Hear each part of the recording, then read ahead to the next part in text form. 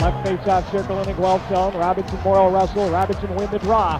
Here is Hopp. His shot on. Save! Rebound score! Portland wins the Memorial Cup!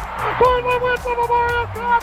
Bobby Russell on the rebound! The Portland Winterhawks have done it! You obviously were on a 98 Memorial Cup winning team, a 2011 Stanley Cup winning team. You've been around winning cultures and successful cultures. So what's the type of culture you're trying to develop with the NHL and the people that work with you?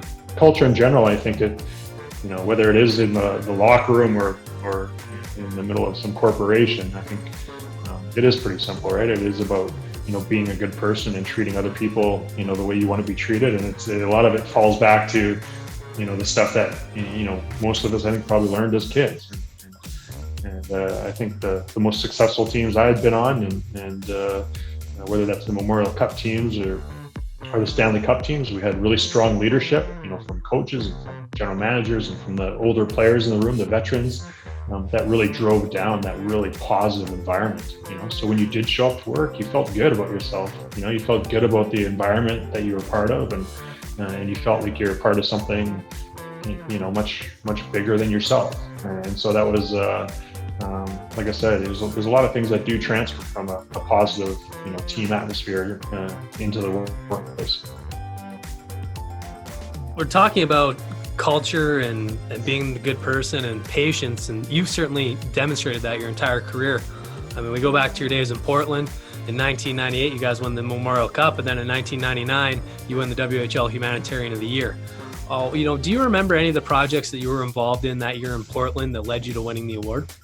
When I was playing junior, there's a few things that I went out and did on my own with, kids in hockey in Portland, some different youth services that were organized through churches around Portland. I was quite involved with those. But, there wasn't a ton, to be honest. I think the guys now have a lot more of a built-up system within the teams that help them, guide them in the community to do more community service. Outside of winning the Stanley Cup, what do you think is your biggest accomplishment, or the thing that you look back on throughout your career that you believe affected the most people? Setting an example for younger teammates.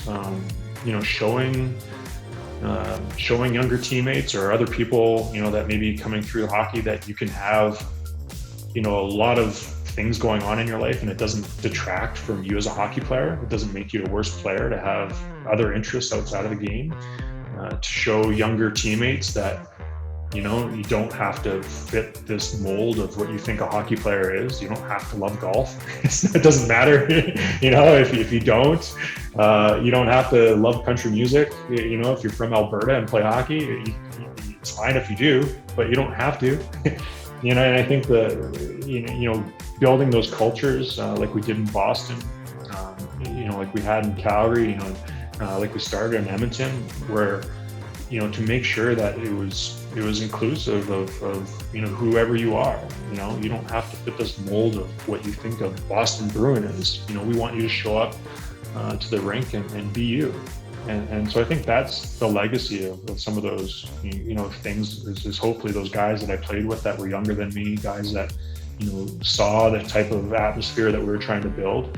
Hopefully they, saw the success of that and helped build that on the teams that they're involved with, whether they're as players, and many of them will go on to be coaches or general managers. And it's that generational shift of making that, kind of culture kind of pervasive through hockey.